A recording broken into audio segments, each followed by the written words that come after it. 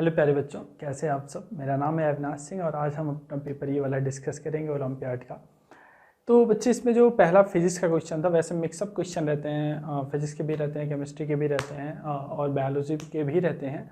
लेकिन जो फिजिक्स का एक क्वेश्चन था उसमें था, क्वेश्चन आप ध्यान से पढ़ें, ठीक है। उसमें ये दिया था दो डिफरेंट कोऑर्डिनेट्स है, एक एक्स वाई जो आपको नॉर्मल कोऑर्डिनेट्स पता है, एक दूसरा उन्होंने कोऑर्डिनेट माना जो इस एक्स एक्सिस से, मतलब ऐसे कोऑर्डिनेट को उठाया और थीटा डिग्री पर रोटेट कर दिया।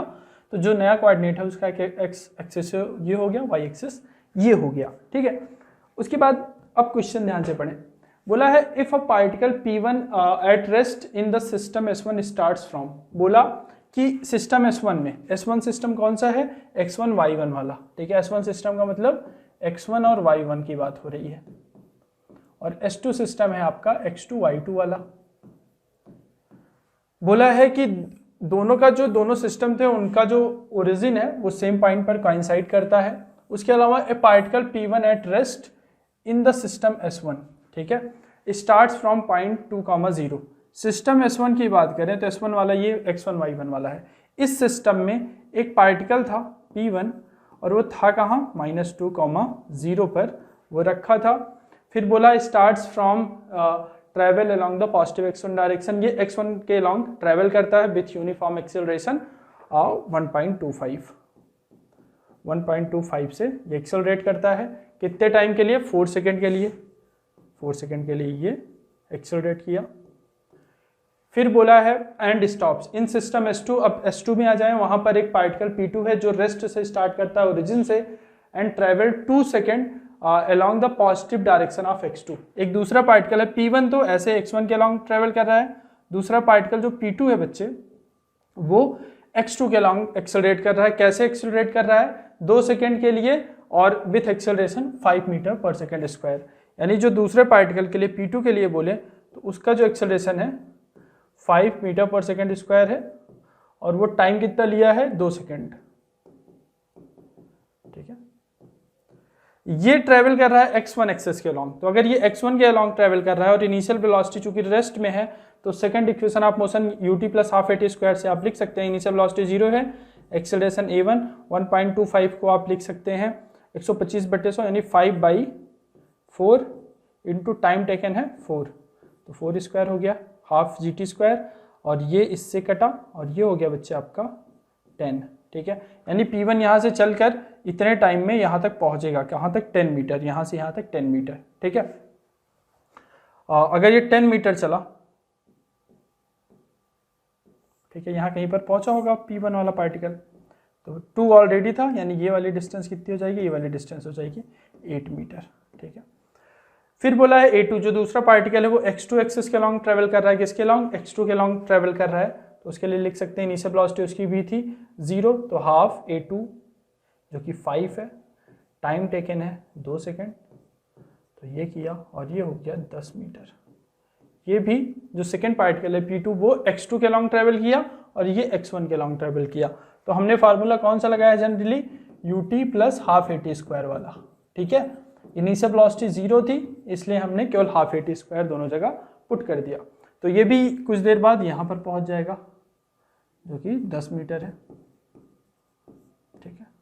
फिर बोला है कि if the final distance between P1 and P2 is 6 metre, यानी P1 यहाँ से चलकर यहाँ पहुँच गया और P2 यहाँ पर पहुँच गया, इन दोनों के बीच की जो फाइनल डिस्टेंस है वो दिया इन्होंने बच्चे, कितना दिया है, वो दिया है इन्होंने 6 मीटर, यानी दिस डिस्टेंस इज 6 मीटर, ठीक है। ये डिस्टेंस कितनी है, ये वाली 6 मीटर है। Then angle between y1 and x2 axis होगा, यानी y1 और x2 के बीच, यानी ये एंगल इन्होंने पूछा है। अब ये एंगल हमें पता चल जाएगा अगर हमें थीटा पता हो, अगर हमें थीटा पता हो तो ये एंगल पता चल जाएगा। तो थीटा पता करने के लिए सबसे आसान तरीका ये है, ये लेंथ पता है, ये लेंथ पता है, ठीक है।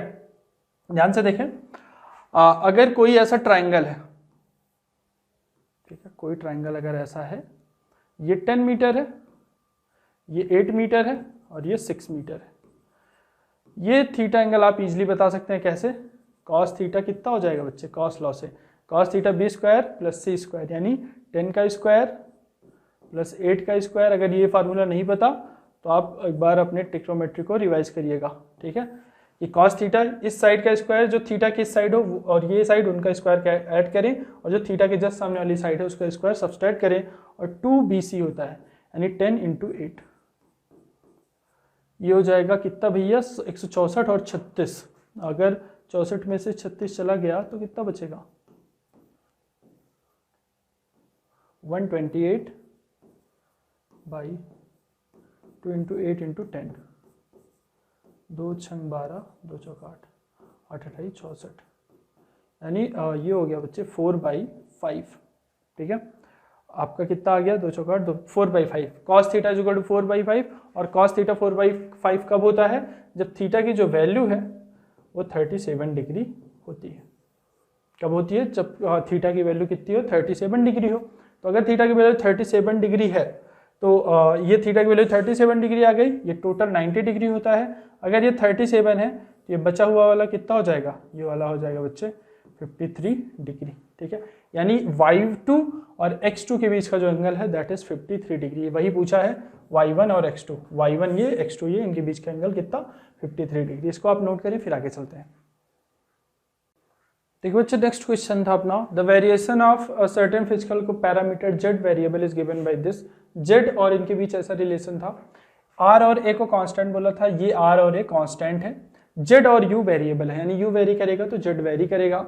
फिर बोला है कि u is much much less than r, u को इन्होंने much much less than r बोला है, यानी u/r value much less than 1 हो जाएगा। ठीक है, to find r a student plots a graph variation of z, u और z और u के बीच ग्राफ एक बच्चा ड्रॉ करता है, और बोला है कि जो z है वो y एक्सिस के लॉन्ग दिखा दो, और जो u है वो x एक्सिस के लॉन्ग दिखा दो आप। ठीक है, तो आइए देखते हैं। z को बेसिकली उन्होंने y से कंपेयर कर दिया और u को x से, तो x और y एक्सिस के लॉन्ग हम डिफरेंट चीज़ों को रिप्रेजेंट करते हैं। तो इसको बच्चे अगर हम r कॉमन ले ले तो r³ कट जाएगा दोनों साइड से, और यहाँ u/r हो जाएगा।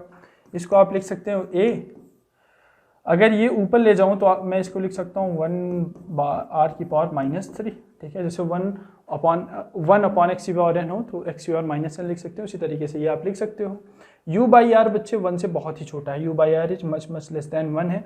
अगर ऐसी कंडीशन कहीं पर हो कि ये वाली क्वांटिटी जो 1 के साथ है वो 1 प्लस जो भी है वो 1 से बहुत ही छोटी है, तो 1 + nx आप ऐसे लिख सकते हैं।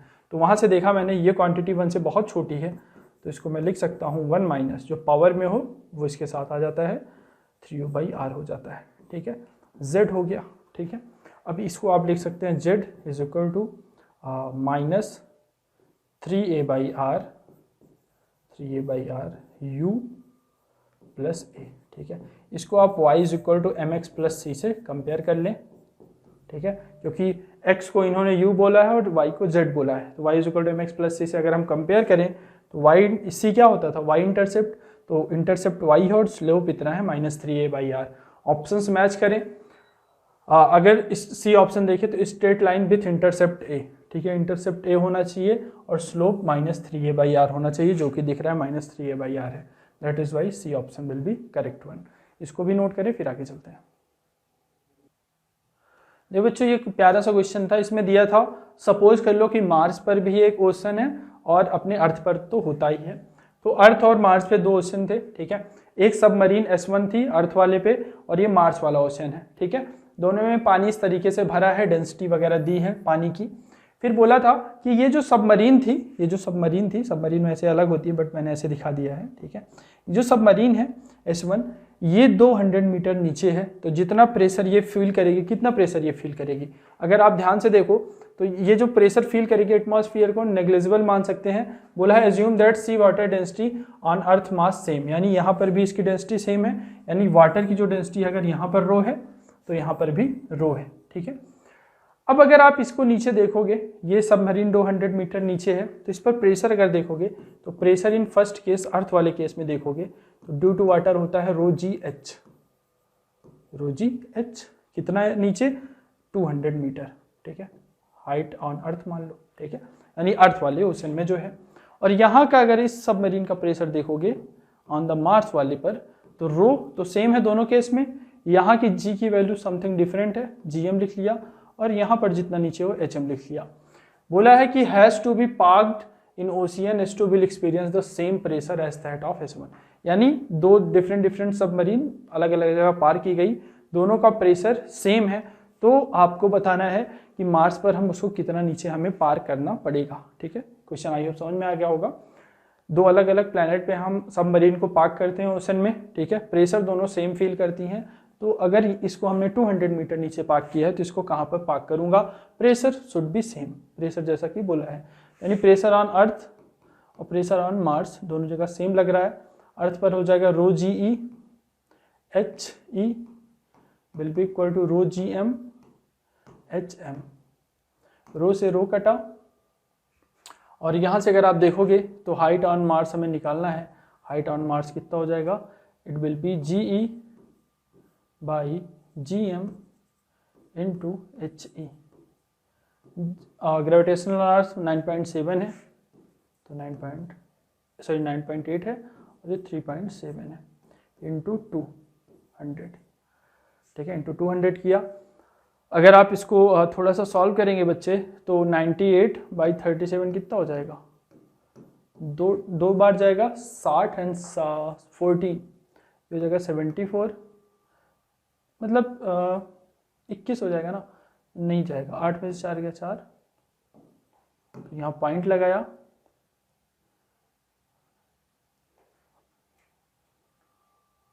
सेवन टाइम्स जाएगा, ठीक है, 749 9 से 4, ठीक है, मतलब 6 टाइम के आसपास जाएगा, 2.6, तो इसकी वैल्यू आप 2.6 रख लें, तो 2.6 इंटू 200, तो ये हो जाएगा बच्चे 260 गुणे 2, यानी 520 मीटर नीचे हमें पार्क करना पड़ेगा on the Mars to experience same the pressure. ठीक है, 520 आ रहा है ना, उसी के आसपास आएगा 530। ठीक है, आप इसको थोड़ा सा और सॉल्व करेंगे तो 520 से 30 के आसपास आ जाएगा। नोट करें, फिर आगे चलते हैं। चलिए बच्चों, ये क्वेश्चन थोड़ा डैम्पिंग से था। डैम्पिंग में मैं थोड़ा सा आपको बता दूं होता क्या है। जैसे एक सिंपल पेंडुलम का एग्जांपल लें, ठीक है, आपने यहाँ से इसको रिलीज किया, ठीक है, ये क्या करेगा, नॉर्मली आपको शायद पता हो तो ये ऐसे जाएगा, यहाँ पर रुकेगा, फिर ऐसे ऐसे आके करता रहेगा, ठीक है, ऑसिलेशन परफॉर्म करता रहेगा। लेकिन जहाँ पर डैम्पिंग होती है, डैम्पिंग में क्या होता है, एनर्जी का लॉस होता है। ठीक है, जैसा कि इसमें थोड़ा सा बताया भी गया था कि डैम्पिंग में एनर्जी का लॉस होता है। तो ये पेंडुलम हमेशा ऐसे ऐसे ना करके, जैसे घर में अगर किसी की घड़ी होगी इस तरीके वाली, तो पहले ये यहाँ तक जाता है, फिर वापस, फिर ऐसे ऐसे ऐसे ऐसे ऐसे ऐसे रुकने लगता है और फाइनली आके रेस्ट में आ जाता है। ठीक है, तो वहाँ पर एम्पलीट्यूड का कंटिन्यूसली लॉस होता है। यहाँ पर जैसा कि आपको देख पा रहे होंगे, in the damping amplitude time के साथ डिक्रीज करता है। ठीक है, और t = 0 पर एम्पलीट्यूड मैक्सिमम होता है। ठीक, तो यहाँ से आप देखें, इस ग्राफ को देख पा रहे होंगे, तो अगर मैं ग्राफ को देखूँ तो ये टाइम एक्सिस है, ये एम्पलीट्यूड का एक्सिस है, तो ये t = 0 पर एम्पलीट्यूड मैक्सिमम है। ठीक है, यानी t = 0 पर देखें एम्पलीट्यूड क्या होता है, ये मीन पोजीशन है, ये एक्सट्रीम पोजीशन है, और ये भी एक्सट्रीम पोजीशन है। ठीक है, यानी t = 0 पर चूंकि एम्पलीट्यूड मैक्सिमम है, मीन पोजीशन से एक्सट्रीम पोजीशन की डिस्टेंस की को ही हम क्या बोलते हैं, एम्पलीट्यूड बोलते हैं। तो यहाँ से जब इसको आपने यहाँ से रिलीज किया तो t = 0 पर देखो एम्पलीट्यूड मैक्सिमम होना चाहिए। यहाँ पर अगर आ जाएगा t = 0 पर, यहाँ मानते हो तो मीन पोजीशन से एक्सट्रीम पोजीशन की डिस्टेंस को एम्पलीट्यूड बोलते हैं। तो जब t = 0 पर यही मीन पोजीशन पे ही रह जाएगा तो डिस्टेंस तो मीन पोजीशन से मेजर की जाती है, तो एम्पलीट्यूड तो 0 हो जाएगा। लेकिन एम्पलीट्यूड मैक्सिमम होना चाहिए t = 0 पर, इसके लिए उसको एक्सट्रीम पोजीशन में यहाँ पर होना पड़ेगा। और जो पोटेंशियल एनर्जी होती है हाफ के x² होती है। ठीक है, यानी x होता है डिस्प्लेसमेंट फ्रॉम मेन पोजीशन। तो देखें आप t = 0 पर अगर आप ध्यान से देखेंगे तो पोटेंशियल एनर्जी, चूंकि t = 0 पर ये जो है मेन पोजीशन से x क्या है, एक्सिस पोटेंशियल एनर्जी डिपेंड कर रही है x पर। ठीक है, k होता है आपका स्प्रिंग कांस्टेंट, वही जो आपका ऑसिलेशन कांस्टेंट होता है। x is the displacement from main position. u कब मैक्सिमम होगा, जब x मैक्सिमम होगा। x कब मैक्सिमम होगा, जब ये एक्सट्रीम पोजीशन में रहेगा, यानी डिस्प्लेसमेंट फ्रॉम मेन पोजीशन जब मैक्सिमम होगा तभी होगा।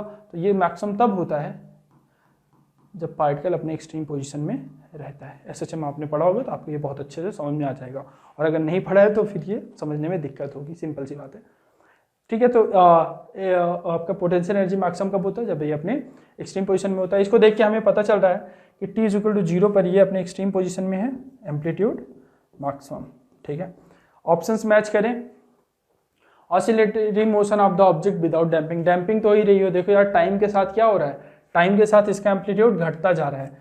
पहले वाली साइकिल में यहाँ था, फिर दूसरे वाली साइकिल में केवल यहाँ तक जा पाया, तीसरे में केवल यहाँ तक, एम्पलीट्यूड कंटिन्यूसली डिक्रीज हो रहा है, तो विदाउट डैम्पिंग तो गलत आंसर हो जाएगा। ठीक है, motion of object damping such that measurement was started when the system was at mean position, गलत। मेजरमेंट कब स्टार्ट किया जा रहा है टाइम का, t=0 पर, और उस टाइम पर ये एक्सट्रीम पोजीशन में है ना कि मीन पोजीशन में, तो ये भी गलत होगा क्योंकि ऑप्शन मीन पोजीशन में बता रहा है उसको। Oscillatory motion of object with damping with decreasing time period, time period इसका डिक्रीज नहीं कर रहा है क्योंकि देखें ये एक साइकिल यहाँ पर कंप्लीट हुई, जितना टाइम लिया उतना ही टाइम अगेन ये इस वाली साइकिल में भी ले रहा है, इतना इस साइकिल में भी उतना ही इस साइकिल में। ये वाले देखें बॉक्स इक्वल टाइम पीरियड के हैं और उसमें ये अपनी हाफ साइकिल जो भी है कंप्लीट कर रहा है, तो टाइम पीरियड तो डिक्रीज नहीं हो रहा है। फिर क्योंकि वो L/G पर डिपेंड करता है, ठीक है, वो L ना लेंथ भी चेंज नहीं होती, G भी चेंज नहीं होता, तो वो तो कांस्टेंट रहेगी। फिर देखा D option oscillatory motion of an object with damping such that time measurement was started when the system had maximum potential energy. ठीक है, बोला है कि ऑसिलेटरी मोशन डैम्पिंग के साथ होगा, यहाँ तक तो सही है, और बोला है टाइम मेजरमेंट स्टार्ट किया जब system has maximum potential energy. System के पास मैक्सिमम पोटेंशियल एनर्जी कब होती है, जब अपने एक्सट्रीम पोजीशन में होता है। जब एक्सट्रीम पोजीशन में है क्या तभी टाइम मेजरमेंट स्टार्ट हो रहा है, हाँ बिल्कुल, टाइम मेजरमेंट एक्सट्रीम पोजीशन से स्टार्ट ही किया गया था, तो D option will be correct. Note करें, फिर आगे चलते हैं। देखो जो in the adjacent galvanometer does not show any reflection, देखो व्हीट स्टोन ब्रिज में होता क्या है कि ये रिफ्लेक्शन तब नहीं शो करता, इसमें कोई रिफ्लेक्शन नहीं होगा, यानी इसमें कोई सेंसेशन नहीं होगा, कोई सेंसेशन नहीं होगा, मतलब करंट इसमें जीरो होनी चाहिए। वो कब होता है, जब इसका और R1/R2 = R3/R4 होता है। ठीक है, तो उस केस में बच्चे हम इसको ऐसे रिमूव कर सकते हैं, इसको अगर रिमूव कर दें तो कुछ इस टाइप का डायग्राम बन जाएगा। अगर यहाँ R है 2R है तो ये R2R R2R इस तरीके से आप लिख सकते हैं। अब अगर इसको थोड़ा सा सॉल्व करूँ मैं, तो ये R और 2R सीरीज में है तो ये टोटल 3R हो जाएंगे, और ये भी सीरीज में है दोनों तो ये भी 3R हो जाएगा। ठीक है, तो ये 3R और ये 3R, ठीक है, ये 3R आप ऐड करेंगे तो ये कितना हो जाएगा, इसका आप दोनों 3R किस में है, पैरेलल में है। तो अगर इन दोनों 3R पैरेलल में है तो अगर इनका इक्विवेलेंट देखूंगा, दो चीज़ें जब पैरेलल में होती हैं तो उनका इक्विवेलेंट ऐसे लिखते हैं 3R + 3R, यानी हो जाएगा 9R² / 6R। इससे ये कटा और ये हो गया 3R/2, R इक्विवेलेंट हो गया 3R/2। R की वैल्यू बच्चे 2 ओम दिया गया था, 3/2 × 2, 2 से 2 कटा और ये हो गया 3 ओम, ये 3 ओम हो गया। तो इसमें अगर ये टोटल, अगर आप इसका फाइनल इक्विवेलेंट बनाओगे तो टोटल इक्विवेलेंट R इक्विवेलेंट और एक वोल्टेज मिलेगा आपको कितने का, 3 वोल्ट का। तो इसमें करंट कितनी फ्लो करेगी, current will be voltage upon total resistance जो कि 3 है, तो करंट विल बी 1 एम्पियर। तो this option will be correct. यही पूछा था current drawn from the cell, तो कितना सेल से ड्रॉ कर पा रहा है, 1 एम्पियर। सिंपल सा क्वेश्चन था, नोट कर लें। चलिए बच्चों नेक्स्ट क्वेश्चन देखते हैं। देखो यार इसमें दिया था कि gear of a mechanical system, जब आप इसको पूरा पढ़ोगे तो इसका अगर मैं सार बताऊं तो देखो ये दो तरीके से, एक ये डिस्क टाइप से हैं, गियर इनको बोलते हैं। तो अगर ये ऐसे घूमेगा, अगर देखो जैसे कि कोई चीज़ है, जैसे 2 डिस्क अगर ऐसे उनके बीच जॉ है, ठीक है, तो अगर ये ऐसे घूमेगा तो ये ऐसे, देखो ये वाली डिस्क अगर ऐसे घूम रही है तो ये वाली गियर ऐसे घूमेगी, ये ऐसे तो ये ऐसे। अगर ये इस डायरेक्शन में घूम रही है तो इसकी ये जस्ट अपोजिट डायरेक्शन में घूमती है, ठीक है, क्योंकि टूथ होते हैं और ऐसे ओपन होते हैं। देखो ये मान लो मेरी उंगलियां टूथ है इसकी डिस्क की, और तो ये ऐसे जब ऐसे खुलेगा तो ये ऐसे खुलेगा, ठीक है। तो आप यहाँ ध्यान से देखो, अगर ये ऐसे घूमेगा, अगर ये ऐसे घूमेगा तो ये ऐसे घूमेगा, क्योंकि ऐसे दोनों हैं, ये ऐसे घूमती है, ठीक है, इस तरीके से। तो अगर ओमेगा इस डायरेक्शन में तो ओमेगा भी इस डायरेक्शन में होगा, रेडियस RA/RB है। स्लिपिंग नहीं होती क्योंकि टूथ है बच्चे, ऐसे ओपन होते हैं, तो इन दोनों के बीच इस पॉइंट पर कोई भी रिलेटिव स्लिपिंग नहीं होती। तो जब कोई रिलेटिव मोशन यहाँ पर नहीं होता तो उसका मतलब सिंपल सा ये होता है कि इस पॉइंट पर दोनों का रिलेटिव मोशन क्या है, 0 है, रिलेटिव वेलोसिटी 0 है। तो अगर कोई चीज़ रोटेट ऐसे कर रही हो तो इसकी इस पॉइंट पर वेलोसिटी होगी R ओमेगा, कितनी R ओमेगा, इस पॉइंट पर वेलोसिटी इसकी होगी R ओमेगा, रेडियस R है और एंगुलर वेलोसिटी ओमेगा है, तो R ओमेगा है इस पॉइंट पर। इस वाली गियर के लिए देखेंगे तो आर बी ओमेगा भी हो जाएगा, चूंकि कोई भी इस पॉइंट पर इन दोनों के बीच कोई स्लिपिंग नहीं होती, इसलिए दोनों की स्पीड इस पॉइंट पर इक्वल होगी। ठीक है, उसके बाद अब आप बताओ, अगर ये ऐसे घूम रहा है, अगर ये ऐसे घूम रहा है, ये ऐसे घूमेगा, और जब ये ऐसे घूमेगा तो ये स्ट्रिंग ऊपर जाएगी कि नीचे? तो साफ साफ दिख रहा होगा कि सर ये अगर ये ऐसे घूमेगा तो स्ट्रिंग ऐसे ऊपर जाएगी, इसको ऐसे लपेटेगा अपने अंदर तो ये ऊपर जाएगा, तो इसके पोटेंशियल एनर्जी में इंक्रीज होगा। तो वही पूछा है कि कुछ टाइम दिया है कि without slipping then 1/2 second potential energy, 1/2 second में इस ब्लॉक की पोटेंशियल एनर्जी में कितना इंक्रीज आएगा। ठीक है, अब आइए देखते हैं, ये जो पहला वाला व्हील है, जो पहला वाला गियर है, इसमें बच्चे आपका जो व्हील ए है और जो व्हील वी है, इसमें 16 टीथ है, इसमें 24 टीथ है। ठीक है, तो अगर कोई ऐसा मैं बनाऊं आपको व्हील, इसमें मान लो छोटे छोटे ऐसे ऐसे टीथ है, ठीक है, बहुत सारे टीथ है ऐसे। ठीक है, तो एक टूथ की थिकनेस अगर टी है, एक टूथ की थिकनेस टी है, और मान लो ऐसे बहुत सारे टीथ है, मान लो एन टीथ है, एन टीथ, तो सारे टीथ की मिला के कितनी हो जाएगी? N into T. क्लियर है? देखो, अगर एक टीथ की थिकनेस टी है तो पूरे एन टीथ अगर है, मैंने मान लिया एन नंबर ऑफ टीथ है, तो इनकी जो पूरी कितनी हो जाएगी थिकनेस? एन टी, यानी इसकी जो पेरीफेरी है टोटल एक की टी, तो ऐसे ऐसे एन जोड़ते जाएंगे T T T N times जोड़ेंगे, क्योंकि एन टीथ हमने माना है, तो टोटल इसके जो सरकमफेरेंस होगा ना, उसकी लेंथ एन टी होगी। अगर इसका रेडियस आर है तो आप एन टी को 2πr बोल सकते हो, कोई दिक्कत नहीं है। ठीक है, तो अगर इसमें व्हील ए में जो टीथ है वो 16 टीथ है, तो हमें पता है number of teeth into thickness of teeth, तो पहले के लिए अगर मैं लिखूं 16 teeth into thickness of teeth will be equal to periphery for wheel A, तो 2πr लिख सकता हूं फॉर द व्हील ए। दूसरे व्हील में है, इसमें नंबर ऑफ टीथ 24 है, तो 24 into thickness of teeth will B total periphery की लेंथ, तो इसके लिए हो जाएगा 2πrb। ठीक है, तो यहाँ से अगर आप देखोगे तो आर ए और आर बी का रेशियो क्या आ जाएगा बच्चे? R A by are b आ जाएगा आपका कितना दोस्तों? 16/24, यानी 8 दूनी 16, 8 त्रिक 24। ठीक है, ये आ गया हमारे पास। अब यहाँ से अगर आप देखेंगे इस वाली इक्वेशन से, तो इस वाली इक्वेशन से देखेंगे तो omega A into R A by are B will be equal to omega B. ठीक है, R A by are B हमने पहले निकाल लिया 2/3, और ओमेगा ए बच्चे हमें पता था कितना, ओमेगा इसमें दिया है क्वेश्चन में कि 6 रोटेशन पर सेकेंड, एक रोटेशन में 2π एंगल होता है, इसलिए 6 into 2π 12π radian per second omega A दिया हुआ है। R A by are B हो जाएगा 2/3 ओमेगा बी, तो ये हो जाएगा 8π।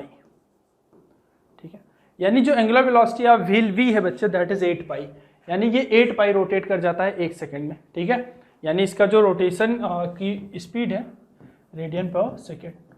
ठीक है, 8π रेडियन पर सेकेंड। और आपसे पूछा 1/2 सेकेंड में पोटेंशियल एनर्जी, ये जो ब्लॉक है मास m का, इसकी पोटेंशियल एनर्जी में कितना इंक्रीज हो जाता है? तो b का हमें एंगुलर वेलोसिटी पता चल गया कि ये 8π रोटेट करती है 1 सेकेंड में, रेडियन पर सेकेंड है ना, तो 1/2 सेकेंड में कितना रोटेट करेगी? 1/2 सेकेंड में जो रोटेट करेगी बच्चे, that will be how much? That will be 4π। ठीक है, वैसे भी देख लें और वैसे देखें, अगर ये सपोज करें अगर ओमेगा रोटेट कर रही है तो इस पॉइंट की वेलोसिटी कितनी होगी? इस पॉइंट की जो ओमेगा से रोटेट करे तो इस पॉइंट की जो वेलोसिटी होगी वो हो जाएगी कितनी? Omega B into R B. ठीक है, ओमेगा इंटू आर बी, इस पॉइंट की वेलोसिटी हमें पता है कि omega B into R B होगा, तो 1/2 सेकंड में ये पॉइंट इसको कितना ऊपर ले जाएगा? v into 1/2 second. तो ये जो ऊपर डिस्टेंस मूव करेगी, जितना ये पॉइंट मूव करेगा उतना ही ये ब्लॉक मूव करेगा, तो एक d डिस्टेंस 1/2 सेकंड में पूछा है कि ये कितना ऊपर जाता है, तो वेलोसिटी इंटू टाइम टेकन, तो वेलोसिटी कितनी है इसके ऊपर जाने की? Omega B into R B. ठीक है, omega B into R B है, और टाइम टेकन कितना हो जाएगा बच्चे? टाइम टेकन है 1/2 सेकेंड। ओमेगा बी कितना दिया है? 8π, और आर बी कितना दिया है? आर बी दिया है 14/11, 14/11 सेंटीमीटर में दिया है, मीटर में कन्वर्ट कर लें 10 to the -2 इंटू 1/2। ठीक है, तो ये तो बच्चे हो जाएगा आपका 2 से कट जाएगा, ये 4 पाई हो जाएगा, ठीक है। तो यहाँ अगर आप कैलकुलेट करोगे तो d की वैल्यू यहाँ ध्यान से देखो, ये हो जाएगा 56 पाई बाई 11 इंटू 10⁻⁻², ठीक है, ये आ गया। अब यहाँ से आप थोड़ा सा और देखो तो ये हो जाएगा 56 बाई 11 और पाई की वैल्यू होती है 22/7 इंटू 10⁻², ये 2 बार गया, ठीक है, ये 8 बार जाएगा और ये हो जाएगा 16 इंटू 10⁻² मीटर, ठीक है। अब यहाँ पर देखो बच्चे, इसको दिया था कि CGS में देना है, ठीक है, मास m इन CGS। देखो अगर ये हमें पता है ये मीटर में आ गया, ठीक है, मीटर में, लेकिन CGS का मतलब होता है सेंटीमीटर, ग्राम और सेकंड में। जो आंसर देना है हमें वो CGS में देना है। तो ये मीटर में आया है, अगर आप इसको सेंटीमीटर में कन्वर्ट करोगे तो 16 सेंटीमीटर हो जाएगा ये, क्योंकि 10⁻² है। तो अगर ये d ऊपर जा रहा है, अगर ये d ऊपर जा रहा है, जब कोई चीज़ d ऊपर जाती है तो उसकी पोटेंशियल एनर्जी में जो इंक्रीज आता है, इंक्रीज चूँकि ऊपर जा रही है तो पोटेंशियल एनर्जी ऑब्वियस है बढ़ेगी। ग्राउंड से ऊपर जब जाता है mgh, तो देखो ग्राउंड से कोई चीज़ ऊपर जा रही है तो बढ़ रहा है तो पोटेंशियल एनर्जी बढ़ेगी। कितना ऊपर गया 1/2 सेकंड में d, तो it will B mgd। d CGS में देना है, CGS में d की वैल्यू 16 है तो इट विल बी 16 mg। कौन सा ऑप्शन मैच कर रहा है? Option C is matching and it will be the correct one. Note करें, फिर आगे चलते हैं। देखिए बच्चों, नेक्स्ट क्वेश्चन है, आप पढ़ेंगे तो दिया है एक स्टार था, ठीक है, ये स्टार है। बोला Canopus is the second brightest star in the night sky, it is about 300 light years ago. Light year होता है डिस्टेंस, ठीक है, एक लाइट ईयर में बच्चे आप कैलकुलेट करेंगे तो distance travelled by light in 1 year जितना होता है दैट इज लाइट ईयर। तो उसकी जो वैल्यू होती है वो इतनी होती है, ठीक है। उसके बाद बोला है the energy produced inside the star, ये स्टार है, ये एनर्जी प्रोड्यूस कर रहा है थ्रू न्यूक्लियर रिएक्शन। एक्चुअली उसमें मास का कन्वर्जन होता है इन एनर्जी इन द स्टार।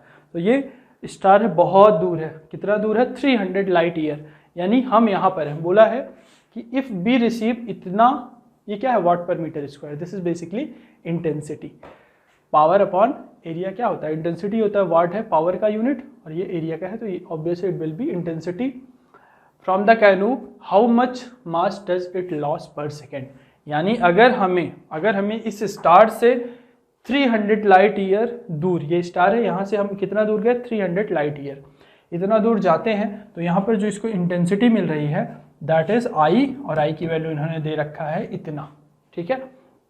तो बोल रहा है कि इसको इंटेंसिटी मिली, तो इंटेंसिटी कब मिलेगी? जब यहाँ ये कुछ एनर्जी ऐसे रेडिएट कर रहा होगा चारों डायरेक्शन में, ठीक है, एनर्जी ऐसे रेडिएट कर रहा होगा। तो एनर्जी अगर रेडिएट कर रहा है तो क्यों करेगा? क्योंकि मास का कन्वर्जन एनर्जी में होगा। तो मास का जो लॉस है पर सेकंड वो हमें बताना है। तो आइए देखते हैं। हमें पता है इस पॉइंट पर इंटेंसिटी इतना, इंटेंसिटी होता है energy per unit area per unit time, E upon A into t. E क्या है? एनर्जी है। अब उसको एनर्जी मिल कहाँ से रही है? एनर्जी प्रोड्यूस क्यों करेगा? क्योंकि बच्चे इसके मास का लॉस हो रहा है, और जब मास का कन्वर्जन एनर्जी में होता है तो आइंस्टीन के इक्वेशन के according energy will be mc², ठीक है। तो ये ई की जगह आप mc² लिख लोगे, एरिया इंटू टाइम। अच्छा आप मुझे ये बताएं, ये इंटेंसिटी इंटू एरिया मैं लिख सकता हूँ और ये हो जाएगा m/t। यही है, ये रेट जो है मास पर यूनिट सेकेंड हो जाएगा, कितना रेट से वो लॉस कर रहा है। अच्छा एरिया क्या होगा? ये जो एनर्जी है, ये एनर्जी है, इंटेंसिटी यहाँ पर मीजर कर रहा है। तो ये बच्चे जो एनर्जी है कितने एरिया में डिस्ट्रीब्यूट हो रही होगी? ये बेसिकली अगर कोई ऐसे पॉइंट ऑब्जेक्ट है जैसा कि ये है, ये बच्चे जो अपनी एनर्जी डिस्ट्रीब्यूट करता है ना, वो चारों दिशाओं में, मतलब ऐसे पूरा जैसे स्फीरिकल शेप में नहीं है, तो ये अपनी एनर्जी स्फेरिकल में डिस्ट्रीब्यूट करेगा। और स्फीयर का एरिया कितना होता है? 4πr², यानी ये वाली एनर्जी डिस्ट्रीब्यूट हो रही होगी 4πr² में। डी डिस्टेंस पर देखेंगे यहाँ पर तो 4πd² हो जाएगा। तो इंटेंसिटी इंटू 4πd² m/t। अच्छा लाइट की वेलोसिटी क्या होती है? 3 × 10⁸, तो ये हो जाएगा 16, ठीक है। इंटेंसिटी कितना है दोस्तों? 5 × 10⁻⁻8, 4πd² कितना हो जाएगा?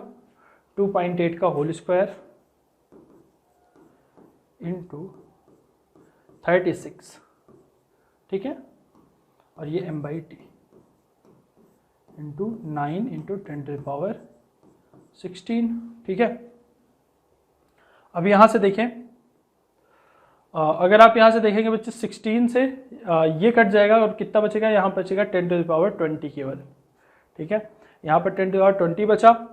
20 में से अगेन आप 8 को सब्सट्रैक्ट कर देंगे अगर, तो ये कट जाएगा और ये 10⁻20 कटेगा, बचेगा कितना, 20 में से 8 गया 12, 10⁻12 बचेगा। ठीक है, तो यहाँ से बेसिकली अगर थोड़ा सा और मैं सॉल्व करूँ तो m/t की जो वैल्यू है वो मुझे मिल जाएगी कितनी, 20 पाई 20 पाई इंटू 2.8 का होल स्क्वायर। ठीक है, इंटू 10⁻12/9। ठीक है, अब वैसे भी देख सकते हैं आप, जो 28 का स्क्वायर होता है वो आई थिंक कितना होता है, 26,676 होता है। आप कर ही लूँ यार, मुझे डायरेक्ट तो याद नहीं है।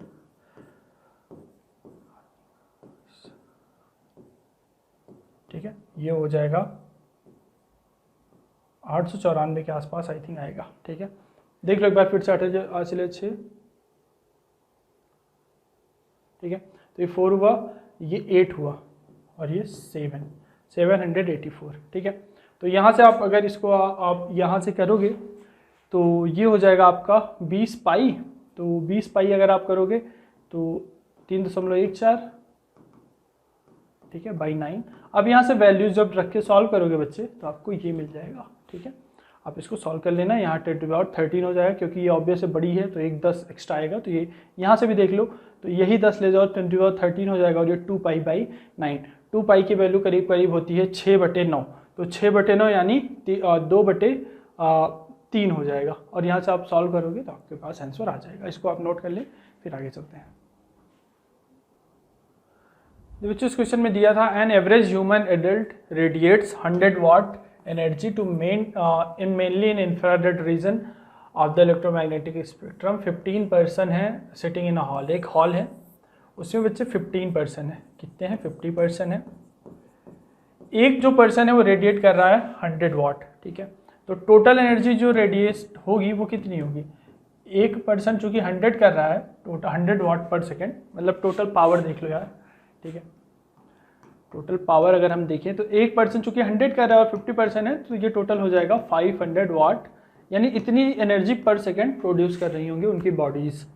फिर बोला है कि हॉल एयर कंडीशन है, मतलब यहाँ पर एसी लगी हुई है। ठीक है, एसी ऐसे कूल करने का प्रयास करेगी रूम को, which is 50% efficient. Now much electricity, how much electricity use to maintain the temperature. तो आप सोचो अगर इसके टेम्परेचर को मेंटेन करना है 25 डिग्री सेंटीग्रेड पर, हॉल है वहाँ का टेम्परेचर अगर इतना मेंटेन करना है तो जितनी एनर्जी बच्चे ये पर्सन रेडिएट कर रहे हैं, जितनी एनर्जी ये पर्सन रेडिएट कर रहे हैं पर सेकेंड, उतनी ही एनर्जी एसी को क्या करना चाहिए, ले लेना चाहिए। क्या करना चाहिए, ले लेना चाहिए। ठीक है, लेकिन सपोज करो एक सेकंड में जो टोटल एनर्जी प्रोड्यूस किए पर्सन वो P है। ठीक है, और जो AC है आपकी, जो AC है वो ले रही है P डैश, एनर्जी एक सेकंड में एब्जॉर्ब कर ले रही है। ठीक है, AC क्या करती है, एनर्जी को लेकर बाहर ट्रांसफर करती है। AC की वर्किंग हमें पढ़नी नहीं है, ये सिंपल सा लॉजिक बेस्ड क्वेश्चन है कि जितनी एनर्जी एक सेकंड में दे उतनी ही इसको ले लेना चाहिए,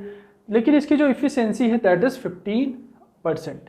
तो मान लो कि इसकी जो कैपेसिटी है वो एक सेकंड में लेने की P डैश है। ठीक है, लेकिन जो इसकी इफिशियंसी है दैट इज़ 50% यानी 1/2। ठीक है, इसकी जो कैपेसिटी है, मान लो कि मैंने माना कि AC को रूम के टेम्परेचर को मेंटेन करना और AC ऐसी है जिसकी जो कैपेसिटी है वो है बच्चे आपकी P डैश एनर्जी लेने की एक सेकंड में, लेकिन इसकी इफिशियंसी इतनी है। तो टोटल जो ये जो इसकी पावर हुई इतनी, यानी इतना इसकी पावर है, यानी AC की जो पावर कंजम्पशन की कैपेसिटी है वो है P डैश एक सेकंड में। ठीक है, जो पावर ये यहाँ से जो एनर्जी कंज्यूम कर ले रहा होगा वो P डैश है, लेकिन P डैश तो उसकी ओरिजिनल है चूँकि, लेकिन इफिशियंसी 100% होती है अगर इसकी इफिशियंसी, तो जितना इसने रेडिएट किया उतना ही वापस ले लेती, लेकिन इसकी इफिशियंसी बोल रहा है 50%, यानी इसकी जो इफिशियंसी है दैट इज़ 50% मतलब 1/2, यानी यही यूज किया जा सकता है for the reducing temperature, reducing क्या, मेंटेनिंग टेम्परेचर।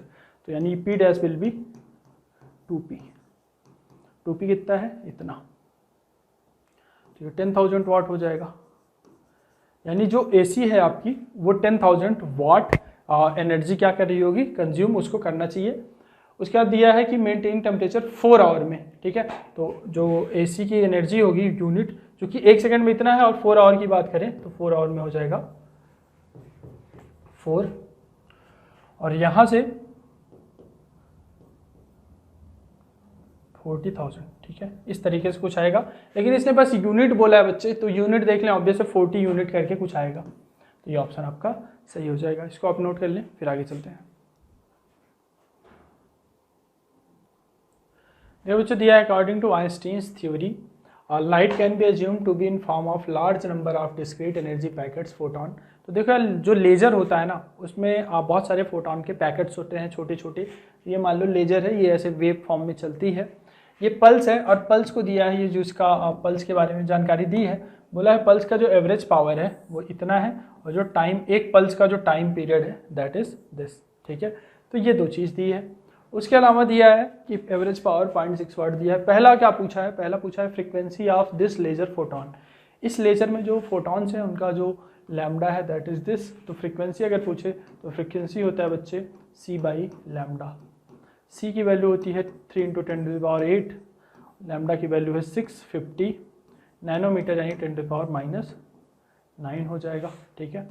उसके अलावा अगर आप देखेंगे तो इससे ये कटेगा, ये हो जाएगा 3/65 × 10⁻16, ठीक। या आप इसको लिख सकते हैं 300/65, ठीक है। तो ये हो जाएगा 14, और यहाँ से 6 × 5 = 30, 5 बार तो जा नहीं सकता, 5 से थोड़ा सा कम ही जाएगा, 4 बार मान लें तो 6 × 4 = 24 हो जाएगा, और 240 20 260, 4 फिर बचेगा, और 6 × 4 = 24, 6 × 5 = 6 × 36, 6 × 7 = 42, 6 टाइम्स जाएगा, और ये हो जाएगा इतना हर्ट्ज, ठीक। फ्रीक्वेंसी ये वाला जो ऑप्शन है this will be absolutely correct. Energy in each pulse कितना होगा, एक पल्स की एनर्जी पूछा है, एक पल्स का एवरेज पावर दिया है, एक पल्स का एवरेज पावर दिया है, और एक पल्स की टाइम दी गई है। तो अगर एक पल्स में एवरेज पावर एनर्जी होता है पावर इनटू टाइम पीरियड, तो अगर एवरेज पावर इतना है और टाइम पीरियड इतना है, तो एक पल्स की जो एनर्जी होगी दैट विल बी 1.8 × 10⁻², ठीक है। लेकिन यहाँ पर अगर आप ध्यान से देखें तो इसने इलेक्ट्रॉन वोल्ट में दिया है। ये जो हमने निकाला है दिस इज इन जूल, ठीक है। किसमें है, जूल में है। तो अगर आपको याद हो जो आपका एक इलेक्ट्रॉन वोल्ट होता है दैट इज 1.6 × 10⁻19 जूल होता है, ठीक है, ये होता है। तो यहाँ से अगर मैं इसको जूल को इलेक्ट्रॉन वोल्ट में कन्वर्ट करना चाहूँ तो 1 जूल बराबर हो जाता है 1/1.6 × 10⁻19 इलेक्ट्रॉन वोल्ट, ठीक है। तो यहाँ पर वैल्यू पुट कर दें जूल की जगह, तो हो जाएगा 1.8 × 10⁻², 1/1.6 × 10⁻19, ये बचिया ऊपर जाएगा हमारा, और ये क्या हो जाएगा 18/16, यानी 9/8, 9/8 × 10⁻17, 9/8 होगा 1.1 × 10⁻17 इलेक्ट्रॉन वोल्ट। ये ऑप्शन भी आपका सही हो गया, ठीक है। फिर बोला है एनर्जी ऑफ 1 फोटोन, एक फोटोन की एनर्जी कितनी होगी। एक फोटोन की एनर्जी बहुत ईजी है। एक फोटोन की जो एनर्जी होती है बच्चे, एनर्जी ऑफ फोटोन होती है HF। एक फोटोन की एनर्जी होती है Planck constant into frequency of the photon. Planck constant है 6.625 × 10⁻13 4, यही होता है प्लैंक कांस्टेंट की वैल्यू। फ्रीक्वेंसी हमने निकाली थी दोस्तों, कितनी निकाली है, इतनी 4.6, तो मल्टीप्लाई कर दें 4.6 × 10⁻14। अगर आप इसको मल्टीप्लाई करेंगे तो ये हो जाएगा बच्चे 2,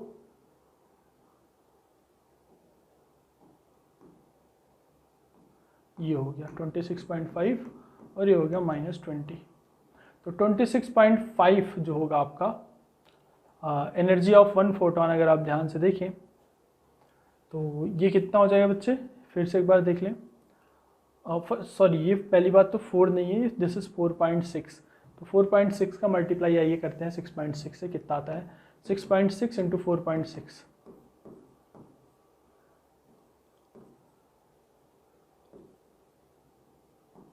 ठीक है, ये हो जाएगा,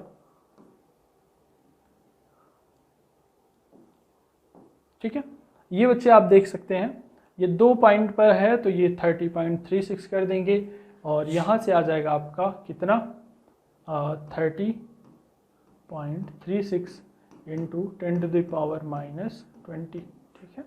इसको मैं थोड़ा सा हटा रहा हूँ, 10 टू द पावर -20 आया था, ठीक है, क्योंकि -34 में से 14 घटाएंगे तो -20 बचेगा। तो ये हो जाएगा 3.036 इंटू 10 टू द पावर -19।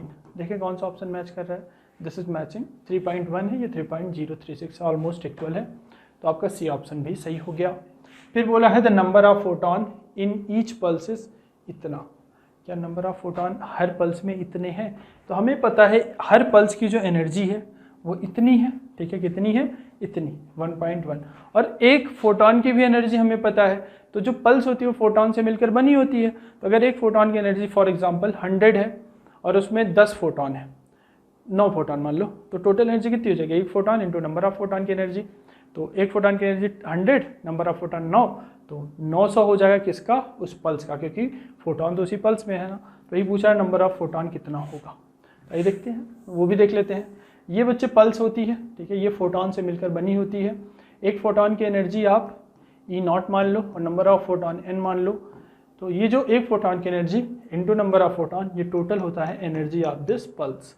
तो एक फोटोन की एनर्जी तो अभी अभी हमने निकाली थी, कितनी थी, 3.1 into 10 to the power -19 into number of photon, और हमने बच्चे टोटल एनर्जी भी निकाली थी किसकी, इसकी जूल में ही रखना है, क्योंकि ये हमने जूल में रखा है, तो इसकी भी जूल में ही रखनी है टोटल एनर्जी। वैसे तो ऑप्शन में ये था बट हमने जूल में भी निकाल रखा था, 1.8 इंटू 10 टू द पावर -2, तो n कितना हो जाएगा 1.8 upon 3.1 into 10 to the power 17, ये हो जाएगा 18/3.1 इंटू 10 टू द पावर 16, ये करीब करीब किसके आएगा 18/3 से 6 से थोड़ा सा कम होगा, क्योंकि 18/3 है, 18/3 होता तो 6 आता, 18/3 से थोड़ा सा ज़्यादा है तो 6 से थोड़ा सा कम होगा, यानी 5.9 इंटू 10 टू द पावर 16, ये मैच कर रहा है, this option will be correct.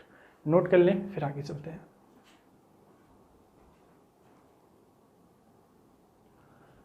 देखो बच्चे दिया है in the following R1 R2 की वैल्यू दिया है, ये सर्किट है, ये R1 है, ये R2, इनके बीच एक बैटरी लगी है, तो उसका सिंप्लीफाइड डायग्राम मैंने यहाँ पर बनाया है, ये R1 ये R2, ये बैटरी है 16 वोल्ट की, तो अगर ये 16 वोल्ट है तो इसका जो भैया पोटेंशियल होता है यहाँ का, ये 0 मान लेते हैं हम, ठीक है, ये क्या मान लेते हैं 0, तो अगर ये 0 वोल्ट हो जाएगा तो इस साइड अगर चलेंगे तो ये 16 वोल्ट हो जाता है, ठीक है, क्योंकि यहाँ पर कोई भी चीज़ नहीं है, तो अगर यहाँ का 16 वोल्ट है तो यहाँ का भी 16 वोल्ट होगा, क्योंकि यहाँ मतलब शॉर्ट सर्किट टाइप से कि यहाँ पर कोई चीज़ है ही नहीं, तो पोटेंशियल ड्रॉप तो होगा नहीं, तो पोटेंशियल ड्रॉप है नहीं, तो यहाँ पर भी 16 वोल्ट, यहाँ पर भी 16 वोल्ट, यहाँ 0 है तो यहाँ भी 0 वोल्ट, यहाँ भी 0 वोल्ट, ठीक है। अब यहाँ पर अगर आप ध्यान से देखें तो इसमें करंट अगर I1 मान लूँ मैं और इसमें करंट I2 मान लो, तो यहाँ का वोल्टेज और यहाँ का वोल्टेज पता है, तो I1 कितना हो जाएगा, वोल्टेज डिफरेंस कितना है 16 - 0, और रेजिस्टेंस कितना है R1 है, R1 की वैल्यू 6 है, तो 16/6 विल बी I1। I2 की बात अगर हम करें तो यहाँ से देख लें तो 16 और 0 यहाँ पर, यहाँ का भी वोल्टेज डिफरेंस 16 - 0 है, R2 की वैल्यू है 12, तो ये हो गया 16/12, 2 वट 16, 2 तिहाई 6, 2 वट 16, 2 छंग 12, ठीक है। ये आ गया आपका करंट दोनों सर्किट में। पूछा क्या है, पावर जनरेटेड अक्रॉस R1 इतना होगा क्या, तो R1 की बात करें तो R1 में हमें पता है पावर जनरेटेड कितना होगा, पावर होता है V²/R, R1 के क्रॉस जो वोल्टेज है दैट इज 16, तो 16 का स्क्वायर कर दिया। रेजिस्टेंस कितना है R1 का रेजिस्टेंस है 6, तो power generated across R1 calculate हम कर रहे हैं, तो ये हो जाएगा 256/6, तो ये 6 चौका 24, एक बचेगा 16 हो जाएगा, 6 दूनी 12, 6 छंग 36, वॉट, ठीक है, इतना आ जाएगा and this option really correct. I1 और I2 का अगर हम रेशियो देखें तो I1 और I2 का रेशियो पूछा गया है नेक्स्ट ऑप्शन में। तो I1 तो है भैया 8/3 और ये 8/6, तो 8/3 मल्टीप्लिकेशन के फॉर्म में चेंज करेंगे तो ये इतना हो जाएगा और ये हो जाएगा 2, तो ये ऑप्शन भी बिल्कुल सही है। फिर देखते हैं total current drawn from the cell is 4 ampere, यानी टोटल करंट ड्रॉन यानी I1 प्लस I2 की बात कर रहा है वो। तो I1 तो है 8/3, I2 है 8/6, तो ये हो जाएगा 8 और ये 6 अगर आप कॉमन ले लेते हो तो सॉरी LCM लेते हो 6 और 3 का, तो ये 6 हो जाएगा, 3 दूनी 6, 2 + 1 3, तो ये 3/6 1/2 यानी 4 आ जाएगा आपका टोटल करंट। तो ये ऑप्शन भी करेक्ट हो जाएगा, सी भी। एज R2 = R1 बोला है, जैसे R दिया गया R2 = R1 होगा क्या, बिल्कुल होगा। R2 की वैल्यू 12 है, R1 की 6 है, तो R2 = R1। The voltage across R2 will be twice voltage across R1, यानी वोल्टेज अक्रॉस R2 के अक्रॉस जो वोल्टेज है वो डबल होगा R1 के वोल्टेज के अक्रॉस। R2 के अक्रॉस कितना वोल्टेज है 16, इसके अक्रॉस कितना वोल्टेज है 16, दोनों के अक्रॉस वोल्टेज तो भैया सेम है, तो ये ऑप्शन आपका गलत हो जाएगा, नोट कर लें। फिर आगे चलते हैं। ये बच्चे इस क्वेश्चन में दिया था glass plate of uniform thickness, ये ग्लास प्लेट थी, इसका थिकनेस यूनिफॉर्म था, मैंने अलग से डायग्राम बना लिया है। फिर बोला है कि कुछ इस तरीके से मैं आपको क्वेश्चन का सार समझाता हूँ। यहाँ से एक रे फॉल की, इसको जाना ऐसे चाहिए था लेकिन ड्यू टू सम बेंडिंग, क्योंकि इसका जो रिफ्रैक्टिव इंडेक्स होता है वो मान लो म्यू वगैरह होगा कुछ भी, तो उसके कारण ये बेंड हो जाती है, क्योंकि रेयर से डेंसर में जाती है तो नॉर्मल की तरफ बेंड हो जाती है, तो ये ऐसे आई। फिर वापस जब यहाँ पर इस बाउंड्री पर रिफ्रैक्शन फिर से हुआ तो ये थोड़ा नॉर्मल से दूर चली गई और इसी के पैरेलल हो जाती है, ठीक है। तो ये जो यहाँ पहले जानी ऐसी थी लेकिन फाइनली निकल ऐसे रही है, तो इन्हीं के बीच का जो डिस्टेंस होता है that is called lateral shift. आपसे वही लैटरल शिफ्ट के बारे में पूछा है, कितना हो सकता है, तो ये देखते हैं। अगर दोस्तों ये आई मान लो, आई होता ही है, ये आर हो जाएगा एंगल ऑफ रिफ्रैक्शन। ये टोटल एंगल, चूंकि ये यहाँ से अगर आप ध्यान दोगे ये टोटल एंगल तो भैया आई ही होगा ना, ये अगर आई है, ये अगर आई है तो ये टोटल तो आई ही होगा, ये आई तो ये भी आई, तो ये बचा हुआ एंगल कितना हो जाएगा, जो बचा हुआ एंगल है that will be I minus R. Clear है यहाँ तक, आई होप क्लियर होगा चीज़ें। आपको निकालना है x की वैल्यू, इसकी वैल्यू आपको निकालनी है, इसकी वैल्यू पता है, ठीक। हमें ये एंगल पता चल गया, कौन सा, ये वाला एंगल पता चल गया। अगर ये एंगल हमें पता चल गया तो इससे हमें कुछ और पता चल सकता है क्या। देखो यहाँ पर अगर बच्चे हमें ये एंगल पता चल जाता है, ठीक है, तो ये चीज़ हमें पता है, ये तो x के बराबर होगी क्योंकि ये पैरेलल है दोनों, ठीक है। अगर ये x तो ये भी x, ये हमें पता है, दिस विल बी दिस, इसकी वैल्यू हो जाएगी x, ठीक है। तो यहाँ से अगर हम देखें इस एंगल के लिए ये हो जाएगा परपेंडिकुलर और ये हो जाएगा हाइपोटेनस, कौन सा, BF। तो यहाँ से चूंकि ये परपेंडिकुलर है, ये हाइपोटेनस है, तो आप देख सकते हो sine I minus R will be equal to perpendicular upon hypotenuse जो कि BF है, ये हो गया, ठीक है। अब ये हमें पता है, ये पता है और हमें ये भी पता है, इसकी लेंथ t होगी, ये BF है, ठीक है। तो चूंकि हमें BF को एलिमिनेट करना है तो क्या करेंगे, ये बेस है और ये हाइपोटेनस है, तो this angle, for this angle, ये क्या है, दिस एंगल इज r, तो cos r will be base upon hypotenuse.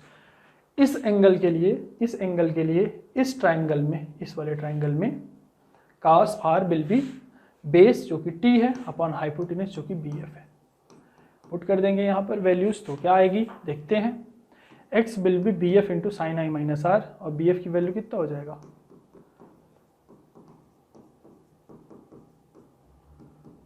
BF का वैल्यू हो जाएगा भैया t upon cos r sine I into cos b minus cos a into sine b, ठीक है। अब ये कॉस r वगैरह आप अगर आप अंदर ले जाओगे तो बचेगा बाहर t, अंदर बचेगा साइन I, कॉस r से कॉस r कट जाएगा और ये केवल बचेगा cos I into sine r upon cos r। तो देखो क्या ऑप्शन मैच कर रहा है दोस्तों, क्या x की वैल्यू इतनी है, sine I minus cos I sine r upon cos r, match कर रहा है, बिल्कुल सही हुआ। बी पर आते हैं, x depends on the refractive index mu. देखो म्यू पर क्या डिपेंड करेगा, बिल्कुल डिपेंड करेगा। अगर हम इसको म्यू माने, यहाँ स्नेल लॉ लगाएं तो एयर से a इंटू N1 साइन में, तो N1 साइन आई इंटू N2 जो कि म्यू है साइन आर हो जाएगा, ठीक है, साइन आर। तो यहाँ से आप देखोगे तो sine I upon sine R, ठीक है। यहाँ पर आप वैल्यूज इसको पुट कर सकते हो, इसको बिल्कुल साइन आई और साइन आर अगर मैं कॉमन ले लूँ तो चाहे साइन आई की वैल्यू यहाँ से देखोगे तो साइन आई की वैल्यू म्यू साइन आर हो जाएगा। तो टी साइन आई की जगह म्यू साइन आर पुट कर सकता हूँ, अब लोग यहाँ से बिल्कुल पुट कर सकते हो आप। तो cos I sine R upon cos R. तो यहाँ देखो जो x है वो म्यू पर डिपेंड कर रहा है कि नहीं, बिल्कुल डिपेंड कर रहा है। तो x depends on refractive index mu, बिल्कुल डिपेंड करता है, ठीक है। फिर बात करें x is independent of wavelength. अच्छा, वेवलेंथ क्या होती है? वेवलेंथ और रिफ्रैक्टिव इंडेक्स में अगर आपको रिलेशन याद हो तो होता है बच्चे Cauchy's law b by lambda square. ये फार्मूला अगर नहीं पता हो तो जान ले। ये होती है जो भी वेव या जो भी लाइट आ रही है उसकी वेवलेंथ, ठीक है। तो देखिए रिफ्रैक्टिव इंडेक्स जो होता है वो वेवलेंथ पर डिपेंड करता है। डिफरेंट डिफरेंट वेवलेंथ के लिए कोई भी मटेरियल हो वो डिफरेंट डिफरेंट कलर की वेवलेंथ के लिए डिफरेंट डिफरेंट रिफ्रैक्टिव इंडेक्स देता है, ठीक है। तो जो आपका रिफ्रैक्टिव इंडेक्स होता है वो लैम्डा पर डिपेंड करता है। तो ये पूछा है x is independent of wavelength, यानी x वेवलेंथ पर डिपेंड ही नहीं करता। तो क्या ऑप्शन सही है? सोचे थोड़ी देर। हमें दिखा वेवलेंथ म्यू को अफेक्ट करता है, वेवलेंथ जो है वो म्यू को अफेक्ट करता है, म्यू को बदलता है, और जो म्यू है वो x को बदलता है। तो इनडायरेक्टली क्या लैम्डा x को चेंज कर सकता है? बिल्कुल चेंज कर सकता है, और इसने इंडिपेंडेंट बोला था तो इसलिए ऑप्शन ये गलत हो जाएगा। x लैम्डा पर भी, x म्यू पर डिपेंड कर रहा है इसलिए x लैम्डा पर भी डिपेंड करेगा क्योंकि लैम्डा म्यू पर डिपेंड करता है। फिर आइए maximum value of x is t when i is close to 90।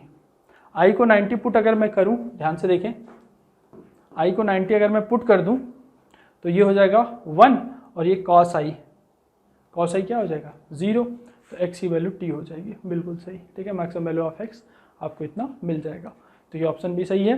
क्या i को 90 रखें, अगर i को आप 90 रखते हो तो ये तो 1 हो जाएगा, और ये cos i को 90 रखने पर 0 हो जाएगा।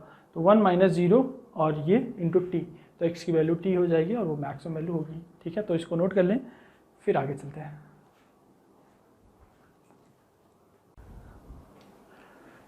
ठीक है बच्चों, तो आज के लिए इतना ही। Bye bye, take care. I hope आपको सारे क्वेश्चन अच्छे से समझ में आए होंगे। अगर कोई दिक्कत आई हो तो आप मुझसे पूछ सकते हैं, ठीक है।